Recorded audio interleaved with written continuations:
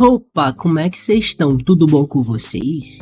Continuação de uma obra que a gente já tem no canal. Se quiserem uma próxima parte, já sabem, né? Vai deixando aquele likezão. A Beatriz fica pedindo os relatórios do dano do Sr. Spinner. 30 cavaleiros mortos por ativação tardia da lei divina. Toda a cavalaria acabou morta, incapazes de contar os feridos. E o Calacael, dizendo que eles não passam de mortais. Não tentem lutar contra eles, porque eles tentam lutar contra imortais, sendo mortais. Manda aceitar a morte e ficar confortável. O Anjak pergunta da senhora Beatriz se ela tem algum plano. Ela tem a ideia de usar um feitiço para se conectar a um reino distante, mas o Sr. Spinner fala que não. Nenhum deles vai conseguir escapar se usarem isso. A probabilidade é zero. A Beatriz fala que tem certeza que o Lorde Demônio vai tentar impedi-la se ela tentar fazer isso. O Anjak fala que não tem jeito. Em outras palavras, só precisam se livrar daquele desgramado. Seus irmãos orgulhosos e irmãs agradecem a todos por tudo que fizeram pelo deuses e pelo reino. Começa a ir pra frente, o homem é bolado. Diz que todo mundo jurou proteger o reino com suas vidas. E hoje, nesse exato momento, é hora de manter suas palavras. Todo mundo sabia o que ele queria dizer. Morram, essa foi a ordem. Diante de uma ordem irracional como essa, todo mundo aceitou sem recusar. Eles fizeram a mesma escolha irracional. O Anjak fala pro Sr. Spinner que ele é inteligente, então presume que ele está correto disso. Entretanto, existem coisas mais importantes do que a probabilidade numa vida. O Deus da Forja fala para ele não fazer isso. A maioria dos mortais não consegue suportar o seu peso. Se descer ele aqui, vai acabar morrendo. Mas o Anjak fala que seu querido Deus lhe tirou das profundezas mais profundas. Teria feito o mesmo independente de quem estivesse aqui. O Deus Ferreiro fala que tá tudo bem. E é por isso que amam ele. Essa fé radiante e as fé nas chamas ardentes que ele tem são bonitas demais. O Antok, o cavaleiro do grau de aço e da forja, o melhor ferreiro do reino, assim como o guardião das minas, o martelo que estava avançando em direção ao futuro parou. Não há futuro para um ferreiro que fez da sua morte uma certeza. Mesmo assim, o som da forja não parava, pois é o futuro que a forja criou. Descendência divina, divindade do aço e da forja. Ele jurou pelo aço que ia usar essa força. E o Calacael falando que ele tá com poder divino, então ele conseguiu aguentar o peso. O Antok nem liga, só fica na sua forma polada, mandando os demônios cair pra cima. Com essa fala, os demônios que estavam voando se achando vão caindo de cara no chão. Calacael fala que ele puxou a divindade do aço da forja. Manda todo mundo trocar os artefatos por materiais que não sejam de aço. Todo o aço que está aqui é domínio dele. O Antok fala que ele pensou rápido, seu demônio safado. Começa a fazer vários martelos de Ito bem no céu. Um demônio folgado tenta fazer uma barreira, mas vai tomando uma martelada na cara rapidinho para ficar esperto. E todos os outros vão sendo macetados também. Esse escudo deles deveria ser invencível.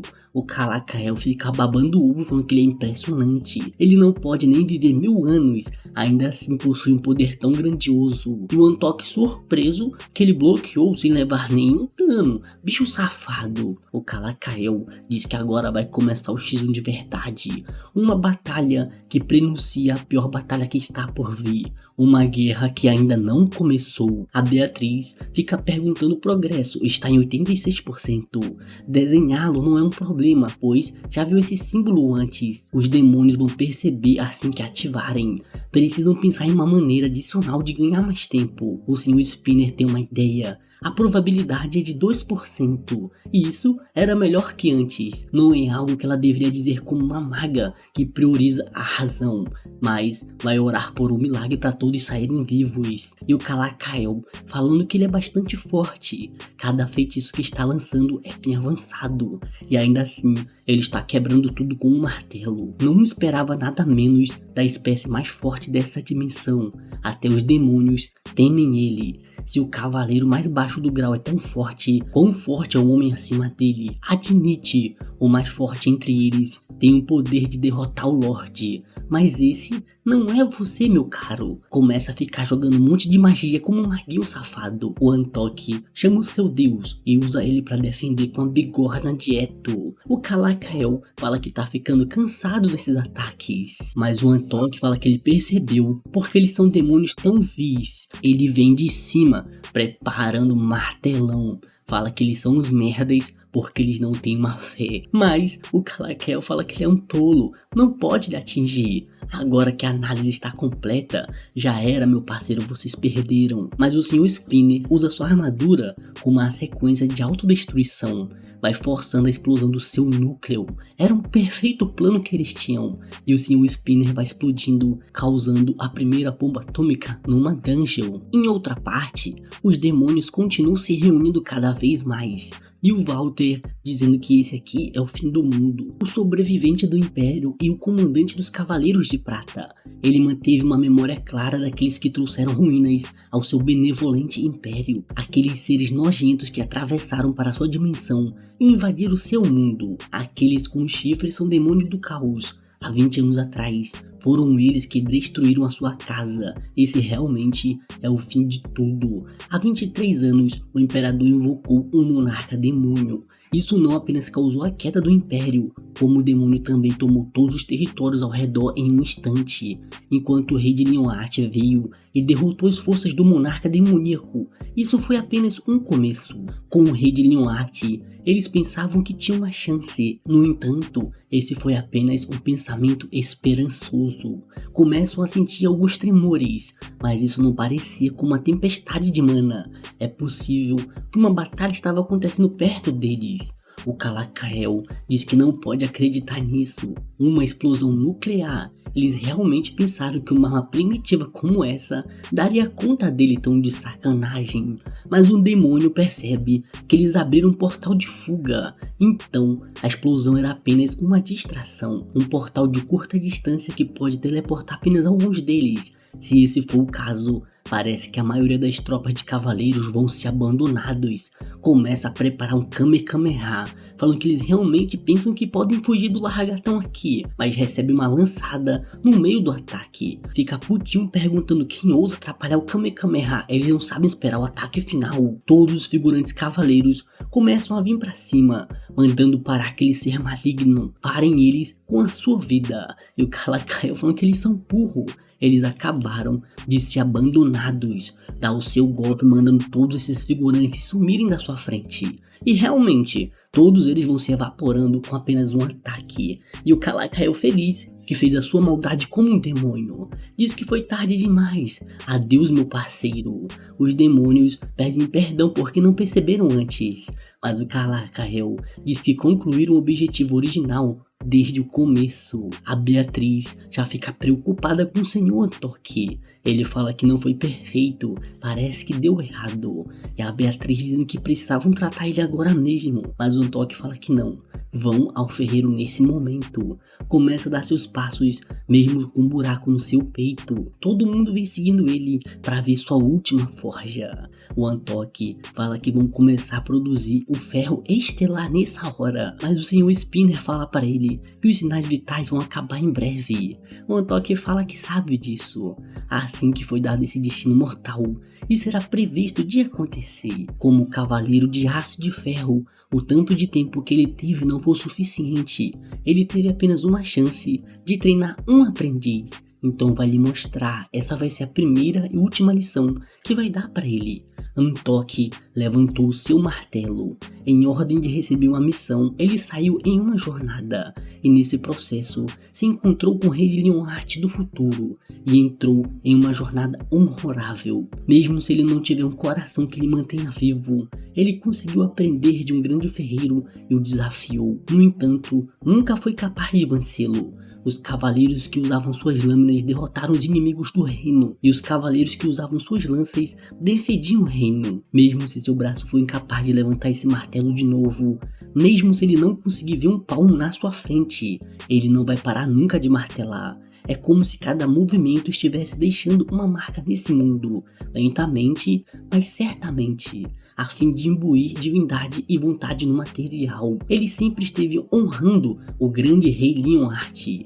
e como tal foi capaz de receber muito amor de Deus e das pessoas da sua volta, imbuindo a sua vontade dentro do aço. Desenhe o futuro que o aço cria com seu martelo, a espada que fizesse ceifar os inimigos do Império e a armadura que criava para proteger os seus aliados. Armas são ferramentas feitas para matar, dê a elas as pessoas corretas e se torne o escudo que vai proteger o mundo. Manda lembrar disso claramente, que ele espera que as espadas e escudos que ele criou serão ferramentas para proteger esse mundo. O Prota aparece para fazer seu último carinho, e o Antoque dizendo que para ficar pegando no braço de outro homem, tem certeza que o Gildos iria disso. E o Prota fala que ninguém ousaria suspeitar de um homem com filhos, então tá tudo certo. O seu filho pergunta se ele tem alguma última palavra. O Antoque fala que ensinou a ele sobre o amor e respeito. Não tem mais nada que possa passar por seu garoto e pede para ser levantado um pouco. Vão indo na direção das pessoas que estavam apenas assistindo. Todo mundo triste, falando que esse é o fim. Vai todo mundo de F. Mas o Antoque fala que ele, pelo reino, manda proteger o rei. E o Prota só dizendo que vai ver ele em breve. Mas o Antoque fala que não. Manda ele ter certeza de ter o seu tempo. O Prota diz que não pode acreditar. E espera que a jornada dele seja bastante confortável. Ano 35. O Cavaleiro do Aço e Ferreiro faleceu. Todo mundo vai se reunindo na frente das tendas. E o Gildo vai aparecendo também para falar com ele. Prota fala que já faz um tempo,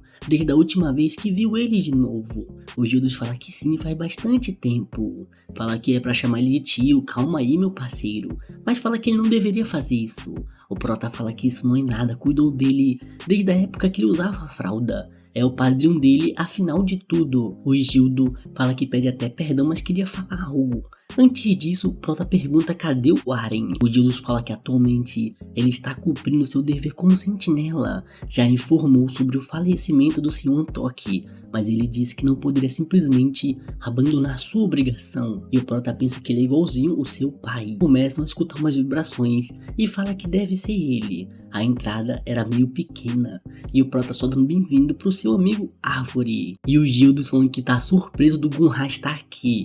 Ele carregou todo esse peso da sua bunda até esse local. Mas o Gunra fala que não tem nenhuma parte chamada bunda, meu amigo. E o Gildos dizendo que tá brincando. Como ele consegue ser um sábio tão burro? Mas o Gunra fala que isso não é algo que ele gostaria de ouvir. De alguém que ficou tão bêbado e atacou um moinho de vento. Ficam discutindo um bom tempo. E o Prota pensando que se conheceram quando ainda estavam em treinamento e agora estão aqui. A amizade de longa data são uma benção.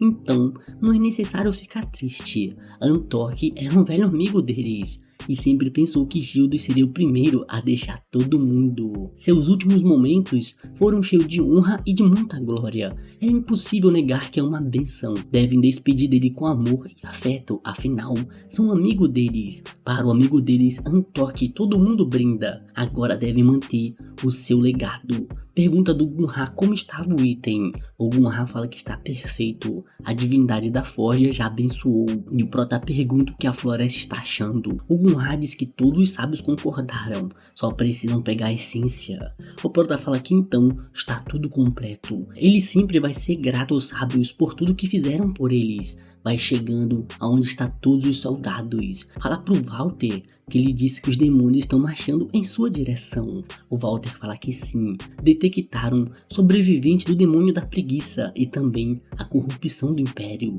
O Prota pergunta quanto eles têm. O Walter fala que pelo menos 10 milhões, isso é basicamente o exército inteiro deles. O Prota fala que a batalha final está chegando.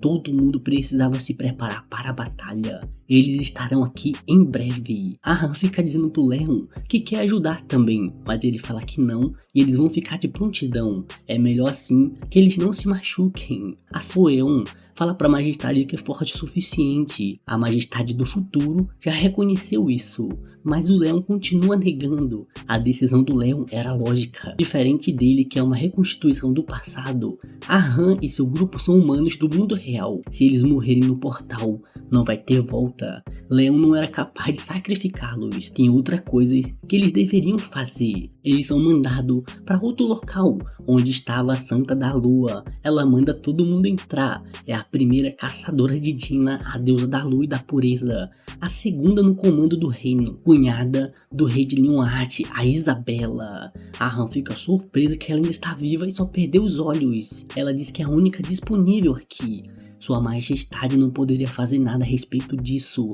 Agora, suas crianças, eles com certeza querem saber a razão para estarem aqui dentro. Existem muitos deuses no panteão, mas existe um deus principal entre todos eles. Com exceção de certas situações, há 7 deuses considerados os mais poderosos. Primeiro, a deusa da luz e da justiça, a Ariana, a deusa renomada do reino reverenciada por todos os cavaleiros. O mar e as ondas, e a guerreira das chamas, o céu e os trovões. Desde muito tempo atrás, água, fogo e relâmpago são considerados como representação da ira da natureza. Tem mais alguns, mas esses são os que eles precisam. São relíquias divinas e elas foram deixadas pelos antigos santos e cavaleiros do grau. E o Jaehyuk perguntando por que tá mostrando isso para eles. A Isabela fala que todo mundo aqui vai ser herdeiro dessas pessoas, mas manda não se enganarem, eles ainda não têm direito. As relíquias ainda não reconheceram eles como seus donos. Achou melhor deixar isso com eles, que são do futuro. Sua Majestade parece acreditar que eles vão sobreviver a essa guerra independente do que aconteça. Tem certeza que eles vão fazer um bom uso melhor que ela,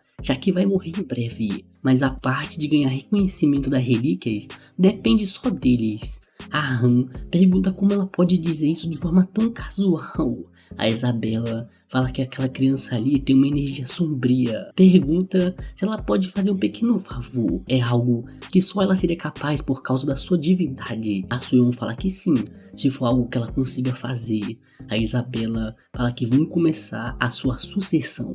E assim todos começaram a fazer suas próprias preparações. Os soldados se preparavam para a batalha e os civis oravam por eles. Cavaleiros e soldados de todo o continente retornaram. A batalha final se aproximava e acabou.